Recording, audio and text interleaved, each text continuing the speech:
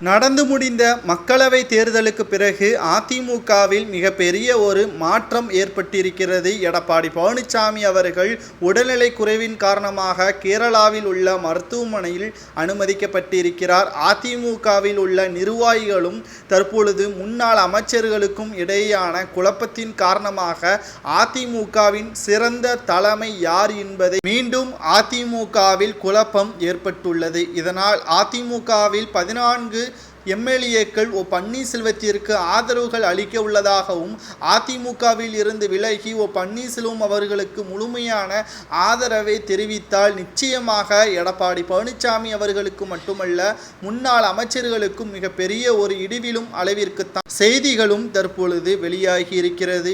இந்த சூழ்நிலையில் சரியான நேரத்தில் காய் நகர்த்தக்கூடிய வகையில்தான் பன்னீர்செல்வம் அவர்கள் ஜூன் 4ஆம் தேதிக்கு பிறகு அதிமுகவை முழுமையாக நாங்கள் கைப்பற்றுவோம். தமிழகத்தில் நடைபெற்ற மக்களவை தேர்தலில் சுயேட்சையாக ராமநாதபுரத்தில் போட்டியிட்ட பன்னீர்செல்வம் அவர்கள் மிகப்பெரிய அளவில் வாக்கு வித்தியாசத்தில் வெற்றியடைவார் என்ற தகவலும் நிறுவனம் எக்ஸ் வெளியிட்டுள்ள கருத்து கணிப்பின் முடிவில் வெளியாகியிருக்கிறது. இதன் மூலமாக ஏற்கனவே பிரச்சாரத்தின் பொழுது அண்ணாமலை அவர்கள் கூறியது போல் அதிமுகவை மீண்டும் பன்னீர்செல்வம் அவர்களது தலைமையில் கொண்டு வருவோம். அதற்காகத்தான் சுயேட்சையாக பன்னீர்செல்வம் அவர்கள் புதிய சின்னத்தில் ராமநாதபுரத்தில் மக்கள் முன்னிலையில் அவரை நாங்கள் வேட்பாளராக அறிவித்தோம். ராமநாதபுரம் மக்களும் அதிமுகவின் தொண்டர்களும் புரட்சி தலைவி ஜெயலலிதா அவர்களது ஆத்மா சாந்தியடைய வேண்டும் என்றால் நிச்சயமாக இவர் வெற்றியடைந்து அதிமுகவை மீட்டெடுப்பார், அதை யாராலும் தடுக்க முடியாது என்றும் அண்ணாமலை அவர்கள் பிரச்சாரமும் மேற்கொண்டார்.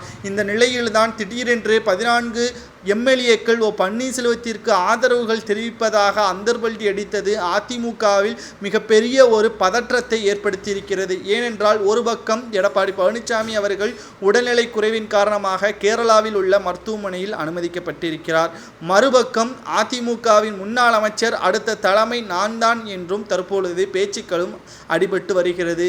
மூன்றாவது பக்கம் சசிகலா அவர்கள் அனைவரும் இணைந்து செயல்பட வேண்டும், 2026 சட்டமன்ற தேர்தலில் தமிழகத்தின் அதிமுக ஆட்சி அமைய வேண்டும் என்றால் அனைவரும் ஒற்றுமையாக இருக்க வேண்டும் என்றும் சசிகலா அவர்கள் அறிவிப்பு ஒன்றை வெளியிட்டிருக்கக்கூடிய நிலையில் தற்பொழுது 3 அணிகளாக அதிமுக பிளவுபட்டுள்ளதா, மீண்டும் முதலில் இருந்து அதிமுகவை ஒற்றுமையாக செயல்படுத்த வேண்டி எடப்பாடி பழனிசாமி அவர்கள் ஒருபோதும் நினைக்க மாட்டார். காரணம் பதவி பணம் என்ற 2 மட்டும் அவருக்கு போதுமானதுதான். ஆனால் புரட்சி தலைவி ஜெயலலிதா அவர்களது ஆத்மா அதிமுகவின் ஆட்சி அமைய வேண்டும், அதற்கு பன்னீர்செல்வம் தான் சரியாக இருப்பார் என்று எம்எல்ஏக்கள் கூறியுள்ளனர்.